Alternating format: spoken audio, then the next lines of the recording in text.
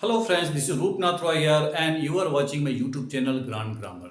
आज के इस वीडियो में दोस्तों हम लोग सीखने वाले हैं स्टार्ट वर्सेस बिगिन के बारे में। किसके बारे में सीखने वाले हैं? स्टार्ट वर्सेस बिगिन के बारे में। दोस्तों स्टार्ट और बिगिन का हिंदी मीनिंग शुरू करना होता है। क्या होता है? शुरू करना दोस्तों। लेकिन इसे सेंटेंस में इस्तेमाल करने के दोनों के अलग अलग जगह बनाए गए हैं। उन्हीं जगहों के बारे में जो है कि हम आज इस वीडियो के माध्यम से सीखने वाले हैं। दोस्तों एक्चुअली हुआ क्या कि मैं मॉर्निंग में एक वीडियो देख रहा था, किसी लेक्चर का वीडियो था, और वहाँ पर कुछ त्रुटि थी जो मैं यहाँ पे करेक्शन के माध्यम से लेकर के आया हूँ। क्योंकि क्या होता है, किसी को गलत सिखाना अच्छी बात नहीं है। ओके, तो मैं उसी करेक्शन के साथ में मैंने डिसाइड किया कि इस वीडियो को मैं आपके लिए बनाता हूँ एक करेक्शन के साथ में। ओके, तो यहाँ हम देखते हैं कि स्टार्ट का मतलब क्या होता है हिंदी? शुरू करना। बिगिन का मतलब भी होता है शुरू करना। लेकिन दोनों के इस्तेमाल के तरीके अलग अलग हैं और कहाँ पर क्या बोला जाता है इसके बारे में जो है कि हम लोग यहाँ चर्चा करेंगे। इस सेंटेंस को देखिए, वह पढ़ना शुरू करती है। वह पढ़ना शुरू करती है। यह सेंटेंस आपका प्रेजेंट इंडेफिनिट का सिंपल सेंटेंस। ओके, वहीं इस सेंटेंस को देखते हैं, वह पढ़ने लगती है। वह पढ़ने लगती है। दोनों ही सेंटेंस दोस्तों यहाँ पे प्रेजेंट इंडेफिनिट का है, मतलब प्रेजेंट सिंपल टेंस का है। ओके, और प्रेजेंट सिंपल में आपका स्ट्रक्चर क्या कहता है? Subject plus main verb, then जो भी रहता है उसे हम लिखते हैं। लेकिन स्टार्ट के थ्रू जो सेंटेंस बनेंगे, स्टार्ट को यूज करके जो सेंटेंस बनेंगे, उसके हिसाब से मैंने यहाँ पे स्ट्रक्चर को लिख रखा है। Subject plus main verb plus उसके बाद में अगर क्रिया के जैसा कोई शब्द आता है तो उसे जो है कि हम डायरेक्ट क्रिया के रूप में नहीं लिखते हैं, इसलिए हमने यहाँ V4 लिख करके रखा हुआ है। ओके, और बिगिन में हम क्या करते हैं? Subject plus main verb plus two लगा करके जो है कि वर्ब के प्रथम फॉर्म को हम लिखते हैं, और इन दोनों का अलग अलग नाम दिया गया है। ओके, जब V4 मतलब वर्ब के अंत में हम ing ऐड कर देते हैं। दोस्तों यह ing यहाँ पर क्यों ऐड किया जाता है, यहाँ पर टू क्यों लगाया जाता है, इन चीज़ों के बारे में भी मैं आपको बताऊंगा। लेकिन वीडियो के अंत तक जरूर बने रहिएगा। और हाँ, अगर आप पहली बार हमारे चैनल पर वीडियो को देख रहे हैं, मैं रिक्वेस्ट करूंगा चैनल को तुरंत सब्सक्राइब कर लीजिएगा और हो सके तो एक शेयर भी कर दीजिएगा। ओके, आइए हम क्लास को आगे बढ़ाते हैं। सेंटेंस हमारा क्या है? वह पढ़ना शुरू करती है। ओके, यह सेंटेंस हमारा सिंपल प्रेजेंट का है, इसलिए subject plus main verb then other word. ये जो V4 है ये अदर वर्ड का हिस्सा है, लेकिन हमने यहाँ V4 क्यों लिखा है आगे मैं आपको बताता हूं। सब्जेक्ट कौन है यहाँ पर? सी के बाद में हमें मेन वर्ब लिखना है। ओके, वह पढ़ना शुरू करती है। यहाँ पे आपका मेन वर्ब क्या है? शुरू करती है। ये आपका जो है कि इस सेंटेंस में मुख्य क्रिया है। क्या है? मुख्य क्रिया है, मतलब मेन वर्ब है, और शुरू करने की अंग्रेजी होता है स्टार्ट। और आपको पता है कि जब भी आपका थर्ड पर्सन सिंगुलर सब्जेक्ट होता है, प्रेजेंट सिंपल सेंटेंस को ट्रांसलेट करते समय हम वर्ब में क्या करते हैं? एस या एस जरूरत के हिसाब से लगा देते हैं। यहां पर एस लगेगा। सी स्टार्ट्स क्या बन गया? वह शुरू करती है। क्या करती है? शुरू, पढ़ना। तो पढ़ने की अंग्रेजी क्या होता है? रीड। लेकिन दोस्तों एक और इंपॉर्टेंट बात जो है कि मैं यहां बता देना चाहता हूं, किसी भी सेंटेंस में मुख्य क्रिया एक ही बार आती है। मुख्य क्रिया एक ही बार आती है। उसके बाद में अगर क्रिया के जैसा कोई शब्द जो है आ रहा हो, तब हम क्या करते हैं? उसे क्रिया के रूप में नहीं लिख करके उसे नाउन फॉर्म में लिखते हैं।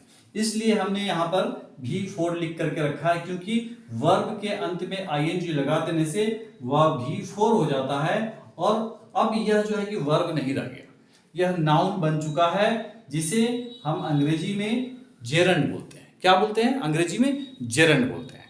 क्लियर हो गया? ओके, अब आइए यहां देखते हैं। वह पढ़ने लगती है। ओके, वह पढ़ने लगती है। कौन पढ़ने लगती है?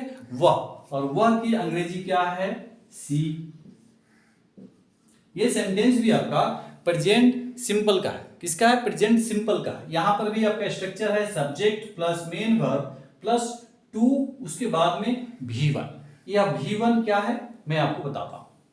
सी आपका सब्जेक्ट हो चुका है, मेन वर्ब क्या है, वह पढ़ने लगती है। ओके, लगती है मतलब शुरू कर देती है। ओके, लगती है मतलब शुरू कर देती है। और इस प्रकार का जो सेंटेंस होता है, इसके पहले कोई एक घटनाक्रम घटा होता है, उसके बाद में जो है कि इस प्रकार की सेंटेंस हम प्रयोग में लाते हैं। ओके, वह पढ़ने लगती है, जैसे ही उसके पिता घर आते हैं वह पढ़ने लगती है। उसके पहले वह नहीं पढ़ती है, लेकिन जैसे वह देखती है कि उसके पिताजी जो है घर पर आ चुके हैं, वह पढ़ने लगती है। ओके, जैसे ही उसे डांट पड़ती है वह रोने लगती है। ओके, इस प्रकार का जो है कि यह सेंटेंस है। और यहां पर इसको यूज कैसे करते हैं, सी आपका सब्जेक्ट है और यहां मेन वर्ब में अब क्या करेंगे, हम लगती की अंग्रेजी जो है बिगिन इस्तेमाल करते हैं। लगती की अंग्रेजी हम क्या करते हैं, बिगिन इस्तेमाल करेंगे। बिगिन का अगर आप डिक्शनरी में जाकर मीनिंग देखेंगे तो आपको मिलेगा शुरू करना या प्रारंभ करना। ओके, तो यहां भी वही चीज है, सिर्फ हमें सेंस को समझना है, सी बिगिन। ओके, लेकिन यह थर्ड पर्सन का सिंगुलर सब्जेक्ट है, इसलिए यह मेन वर्ब होने के नाते यहाँ पे एस या एस लगेगा, तो यहां हमने एस को लगा दिया। सी बिगिन्स, वह लगती है, इतना तो आपका बन चुका है। बचा क्या, पढ़ने। तो पढ़ने के लिए हम फिर क्या करेंगे, यहां भी जो है कि पढ़ना था, यहां पढ़ने हैं। ओके, तो यहां हमने क्या था, रीड में आईएनजी लगाया था, लेकिन यहां पे स्ट्रक्चर कुछ अलग है। सी बिगिंस टू लगाने के बाद में हम क्या करेंगे, इसी सेंटेंस में आने वाले क्रिया जैसे अदर वर्ड के V1 रूप को हम लिख देंगे। पढ़ने की अंग्रेजी क्या होता है, रीड। हमारा सेंटेंस क्या बनता है, सी बिगिंस टू रीड, वह पढ़ने लगती है। Okay, she begins to read. इस प्रकार से जो है कि हम बिगिन का हमने यहां पर इस्तेमाल किया, और पहले वाले सेंटेंस में मैं आपको स्टार्ट का इस्तेमाल करके बताया। दोस्तों, दोनों ही सेंटेंस आपका सिंपल प्रेजेंट टेंस का था, और सिंपल प्रेजेंट टेंस का स्ट्रक्चर क्या बोलता है, पहले सब्जेक्ट को लिखा जाएगा, देन आपकी मुख्य क्रिया लिखी जाएगी, मेन वर्ब लिखा जाएगा। ओके, और यहां जो V4 है एक प्रकार का यह अदर वर्ड है।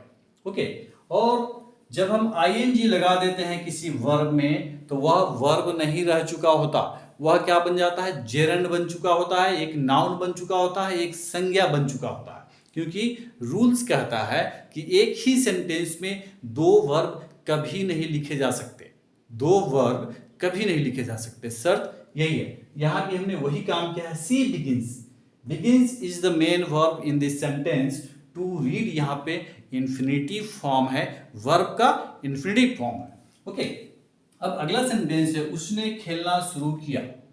उसने खेलना शुरू किया, यह आपका सिंपल पास्ट टेंस का सेंटेंस मैंने यहां पे लिया हुआ है, और यहां पर है वह खेलने लगा। यह भी जो है कि आपका सिंपल पास्ट टेंस का सेंटेंस है। ओके, और सिंपल पास्ट टेंस का स्ट्रक्चर क्या बोलता है, सब्जेक्ट प्लस मेन वर्ब का सेकेंड फॉर्म लिखते हैं, ये लिखते हैं ना, और उसके बाद में आपका जो प्लस V4 है वहां पर भी वही रहने वाला है। उसने खेलना शुरू किया, किसने खेलना शुरू किया, उसने। उसने की अंग्रेजी है ही इज द सब्जेक्ट, और सब्जेक्ट के बाद में हमें वर्ब का सेकेंड फॉर्म लिखना है। उसने खेलना शुरू किया, शुरू किया, शुरू करने की अंग्रेजी क्या है, स्टार्ट। स्टार्ट जो है कि V1 के रूप में हमें V2 चाहिए, तो हम क्या करेंगे, स्टार्टेड कर देंगे। ही स्टार्टेड, उसने शुरू किया, क्या किया, खेलना। He started playing.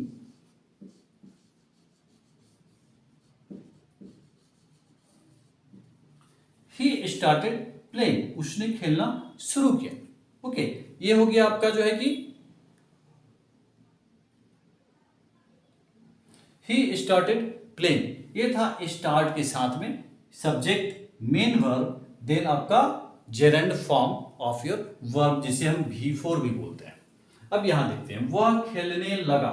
वह खेलने लगा, कौन खेलने लगा, वह की अंग्रेजी क्या होगा, ही होगा। ठीक है, उसके बाद में खेलने लगा। अब यहां पे देखिए, यह खेलने लगा मतलब जैसे ही 4 बजी वह खेलने लगा। जैसे ही उसके हाथ में बल्ला आया वह खेलने लगा, जैसे ही उसे गेंद मिला वह खेलने लगा। ओके, इस प्रकार का जो है कि इन सेंटेंसों का उपयोग होता है। अब हम यहाँ करेंगे ही बिगिन न लिख करके हम बिगिन के सेकेंड फॉर्म को लिखेंगे, और सेकेंड फॉर्म क्या होता है बिगिन का? बिगेन होता है। ओके, ही बिगेन। इसके बाद में क्या करना है? टू लगा करके हमें खेलने की अंग्रेजी को लिख देना है। ही बिगेन टू, इतना तो बन चुका है, वह लगा, बचा क्या? खेलने। He began to play.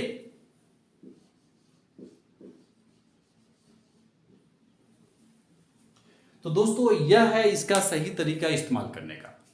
मैंने जो वीडियो का चर्चा किया था उसमें हमने देखा था कि महाशय सब्जेक्ट और यहां वर्ब था, इस चीज को वह मेन वर्ब बता रहे थे। Actually this is not the main verb, आपका मेन वर्ब यह है, और मेन वर्ब एक सेंटेंस में एक बार ही आता है।